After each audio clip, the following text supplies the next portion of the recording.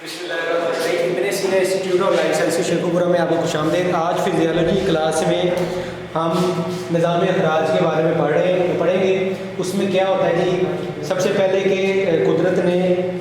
گردوں کے ذریعے کیا ہوتا ہے، گردوں کے ذریعے پیشاب کا یہ نمکیات، پیشاب کا اخراج تو ہوتا ہی ہے، تو اس میں کیا ہوتا ہے نمکیات اور پانی کا اخراج۔ مطلب اگر وافر مقدار میں جسم میں پانی ہے تو اس کو توازن برقرار رکھنا کیا اس کو کہتے ہیں اوسمولیرٹی، ٹھیک ہے، یا زیادہ ہے تو اس کا اخراج کرنا، اگر کم ہے تو اس کو جذب کرنا پیشاب میں سے، گاڑھا پیشاب پھر نکلتا ہے۔ تو آج وہی چیز ہم دوبارہ آگے مزید پڑھیں گے۔ سب سے پہلے کہ ہم نے پڑھا تھا غیر محسوس نظام اخراج، جس میں جلد کے ذریعے پسینہ نکلتا تھا، یا آپ کے نظام تنفس اس کو بھی جو ہے وہ کاربوہائیڈریٹ اس کو کہتے ہیں بخارات کے ذریعے نکلتے رہتے تھے، پانی کا اخراج، ٹھیک ہے۔ تو اس لیے وہ غیر محسوس ہوتا تھا، محسوس نہیں ہوتا تو اس لیے اس کو غیر۔ تو آج اس کا بقیہ حصہ کیا ہے، پسینہ وہی بات کہ گرم موسم میں جب اگر گرمی ہوتی ہے تو اس حساب سے پھر پسینہ بھی جسم سے کیسے نکلتا ہے، وہ پانی کا اخراج یا خارج ہونا، ٹھیک ہے۔ تو یہ وہی چیز ہے، جسم کے اندرونی درجہ حرارت کو برقرار رکھنے کے لیے کیا ہوتا ہے، پانی کا اضافی جو مقدار ہوتی ہے نا وہ پسینے کی شکل میں خارج ہو جاتی ہے۔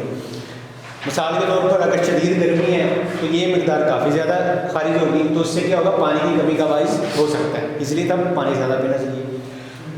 اس کے علاوہ کیا ہے، فضلہ کیا آپ کہہ لیں، جیسے موک لگتی ہے، ڈائریا لگتا ہے، یہ چیزیں آ جاتی ہیں۔ تو اگر یہ لگتی ہے تو اس سے بھی کیا ہے، فضلات کے ذریعے پانی کا اخراج ہوتا ہے۔ نظام میں لکھا ہوا ہے کہ اس کے ذریعے پانی کا بہت تھوڑا مقدار میں فضلات کے ذریعے اخراج تو ہوتا ہے، لیکن اگر وہ قے یا دست لگ جاتی تو پھر زیادہ ہوتا ہے۔ تو اس سے کیا ہوتا ہے، جسم کی جو ہے نا مقدار پانی کی کم ہو جاتی ہے۔ اگر اس کا بر وقت علاج نہ کیا جائے تو جانور کو موت یا کومے میں جا کے وہ پھر موت کی طرف جا سکتا ہے، ٹھیک ہو گیا۔ تو یہ ہو گیا اخراج،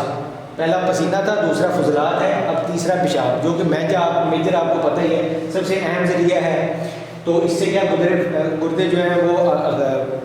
فاضل مادوں کو تو اخراج کرتے ہیں، لیکن اس کے ساتھ زائد پانی کو بھی ٹھکانے لگا دیتے ہیں۔ تو اس طرح اندرونی سیال مایع کو، جو اندرونی پانی سیال مایع گیا ہے کہ وہی مایع کو جو برقرار رکھنا ہے تو وہ بیلنس رکھتا ہے، تو یہ پیشاب گردے کے ذریعے بیلنس کرتا ہے، ٹھیک ہے۔ اس کے علاوہ پانی کے توازن میں گردے کا کردار، وہی آ گیا دوبارہ، پانی کے توازن میں گردے کا کردار، جیسے کہ پیشاب۔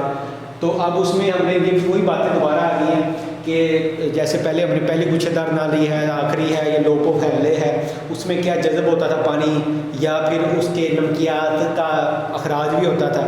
تو یہ سارا کچھ دوبارہ انہوں نے تھوڑا سا ذکر کیا ہے کہ اس میں کیا ہے، پانی کا توازن کیسے برقرار رکھتا ہے گردے۔ تو جیسا کہ آپ کو پتہ ہے کہ خون ہے، اس کے اندر پانی زیادہ ہے، جیسے وہ آپ کو تصویر میں نظر آ رہا ہے، پلازما ہے، پلازما کے اندر وہ پانی لکھا ہوا، پانی ہے، واٹر، آئنس، پروٹین۔ تو پانی تقریباً 50% ہوتا ہے۔ تو یہ کیا خون، اس لیے خون جو ہے ایک ذریعہ ہے۔ تو کس چیز کا ذریعہ ہے کہ گردے جسمانی پانی اور نمک کے توازن کو برقرار رکھتے ہیں خون کے ذریعے۔ ظاہر بات ہے خون کی صفائی گردے کر رہے ہیں تو وہ پانی اس میں بہت زیادہ ہوتا ہے، تو اس لیے یہ جو ہے گردے جو ہے نا وہ پانی اور نمک کے توازن کو برقرار رکھتے ہیں کہ پانی کو باہر بھیجنا ہے، اخراج کرنا ہے، جذب کرنا ہے، ٹھیک ہے، وہ جسم کی صورتحال کے تحت۔ تو گردے میں داخل ہونے والا خون کیسے خارج ہوتا ہے، آپ کو وہی پتہ ہے، وہ دوبارہ باتیں آ گئی کہ گردے میں جو خون داخل ہوتا ہے وہ سب سے پہلے گلومرولس میں جاتا ہے، جس کو ہم چھاننی کہتے تھے، اس میں وہ چھانا جاتا ہے، تو وہ خون کے جو خلیے ہوتے ہیں یا پروٹین ہے وہ الگ ہو جاتے ہیں۔ تو یہ باقی سیال مایع جو سارا سیال مایع اس نے چھان دیا تو وہ کیا ہو جاتا ہے، وہ مین اسپیس میں داخل ہو جاتا ہے، وہ میں اسپیس میں چلا گیا، ٹھیک ہے۔ تو وہ اب کیا ہے کہ 1 منٹ میں 125 ملی لیٹر وہ فلٹریٹ بنتا ہے، 1 منٹ میں 125 ملی ایم ایل، 125 ایم ایل، آپ انجیکشن میں بھر کے دیکھ لیں کتنا زیادہ ہے وہ، ٹھیک ہے۔ تو اتنا وہ فلٹریٹ اس میں بنتا ہے، بومن فلٹریٹ جس کو ہم کہتے ہیں، تو وہ بومن میں باقی سیال مایع چلا گیا۔ اب وہ یہی بات بتا رہا ہے کہ سیال مایع کی مقدار جو بھی وہ 125 بنی ہے وہ خون کسے نکلی نا، تو خون کی صفائی ہو رہی ہے، تو کیا ہوتا ہے کہ جسم کے فاضل مادوں کو خارج کی ضرورت بہت زیادہ ہوتی ہے، کہ سیال مایع کی مقدار جسم کے فاضل مادوں کو خارج کرنے کی ضرورت سے بہت زیادہ ہوتا ہے۔ کیا اس میں سمجھنے والی کیا بات ہے کہ سیال مایع زیادہ ہے، فاضل مادے کم ہے، تو سیال مایع اب ضروری بھی اس میں گلوکوز ہے، جیسے ہم نے پڑھا تھا یہ ساری چیزیں اس نے پھر اس کو جذب کر دی ہے، چنانچہ یہاں سے آنے والا فلٹریٹ جو کہ نیفرون کے مختلف گزرتا ہے، پہلی دوسری تیسری، ٹھیک ہے، گچھے دار نالی، تو وہ تقریباً 99% دوبارہ جذب کر لیتا ہے، جو کام کی چیزوں کو جذب کر لیتا ہے، باقی فاضل مادے کو خارج کر دیتا ہے، ٹھیک ہو گیا۔ اب وہی دوبارہ اس نے مختصر ذکر کیا، کیا نیفرون کی پہلی گچھے دار نالی ہے، تو نیفرون کی پہلی گچھے دار نالی میں ہم نے پڑھا تھا کہ جذب بھی کرتی ہے، اخراج بھی کرتی ہے، جذب بھی کرتی ہے چیزوں کو، اخراج بھی کرتی ہے۔ جذب یہ پانی اور نمکیات تقریباً برابر مقدار میں جذب ہوتے ہیں، وہی 99% وہ کہہ رہا تھا۔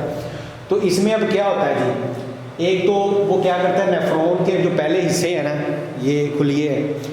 یہ پہلا حصہ ہے نا، پہلی گچھے دار، تو اس کے یہاں سے کیا ہوتا ہے، توانائی خرچ کر کے ہم نے پڑھا تھا سوڈیم آئن کو جذب کرتا ہے، سوڈیم آئن، ٹھیک ہے، سوڈیم آئن اور کلورائڈ آئن، ہم بوتل بھی لگاتے ہیں، کون سی نارمل سلائن بوتل لگاتے ہیں، اس میں کیا ہوتا ہے، سوڈیم کلورائڈ ہی ہوتا ہے،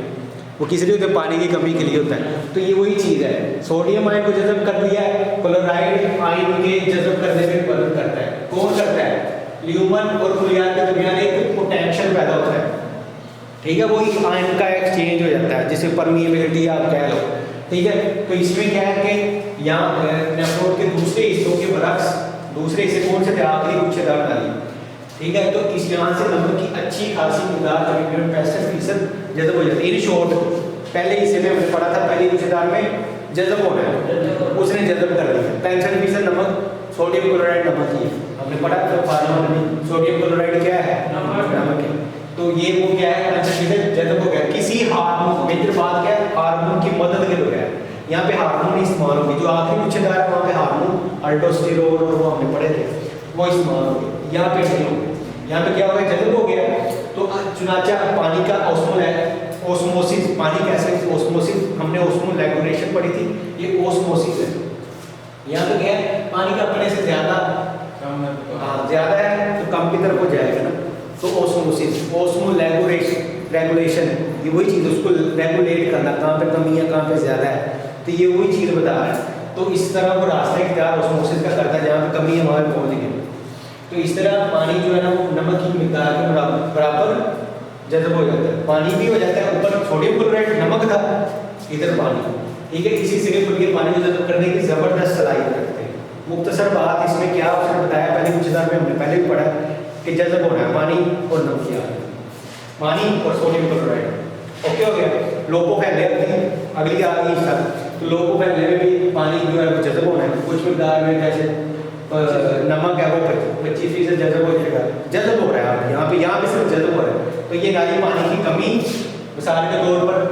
شدید گرمی ہوتی ہے، جب پانی کمی کم ہوتی ہے، جب گرمی ہوتی ہے، تو تب یہ پانی کمی ہو گئی تو گاڑھا پیشاب ہوتا تھا نا، کہ بیچ میں سے آپ نے نکال دیا تو وہ گاڑھا پیشاب بن گیا، تو یہ گاڑھا پیشاب بنتا ہے، یہاں پہ ہو جائے گا، کمی ہے۔ کیوں کمی؟ کیونکہ جسم کو بلڈ، مطلب جسم کے صحت کو بھی پانی چاہیے نا، ہم نے پڑھا تو ہائپوٹونک اور ہائپوٹونک اور یہ آئسوٹونک، یہ وہی چیز ہے۔ تو آخری گچھے دار نالی آ گئی، پھر آخری گچھے دار نالی میں ہم نے پڑھنا ہے ہارمون، یہاں پہ ہارمون کا رول ہے، ٹھیک ہے، پہلی جو ہے اس میں ہارمون ہے۔ تو اس نے کہا کیا گیا کہ پیشاب اکٹھا کرنے کے لیے والی نالیاں نمک پانی ہے نا، کہ توازن کو برقرار رکھنے میں مؤثر کردار ادا کرتا ہے، وہی بات ہے۔ پہلے حصے کے برعکس، پہلے حصہ کیا تھا، پہلے کچھ دار، اس میں کیا ہے، دو ہارمون یہاں پہ زیر اثر ہو گئے، جن کا نام کیا تھا، ADH اور الڈوسٹیرون۔ تو پہلا ہارمون پانی جذب، جبکہ دوسرا نمک جذب کرنے میں مدد کرتا ہے، اوکے ہو گیا۔ تو بس یہی اس کا ہارمون ہم آگے پڑھیں گے، ان کا کیا کردار ہے۔ تو آج تک یہی ہے، کل ملتے ہیں اگلی کلاس میں، تب تک کے لیے اللہ حافظ۔